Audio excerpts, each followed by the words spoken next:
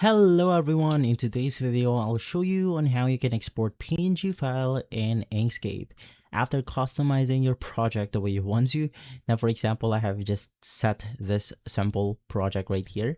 Don't judge by creativity, but of course to proceed you can now click on the file option, and from here of course let's click on export.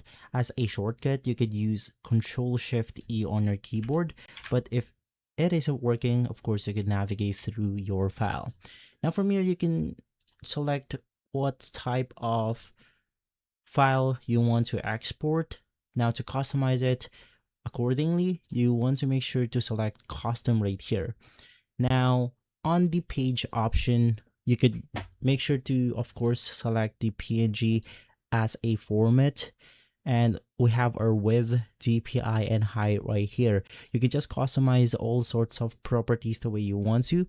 And of course, let's also change the exportation path into our desktop to be able to find our file easy. So let's just click on export. In here, let's click on replace. And then from there, we are good to go. So if we actually navigate through our desktop right here, we will be able to find our file accordingly. And so guys, if this video has been helpful, leave a like, subscribe, and follow us for more videos like this. Thanks for watching.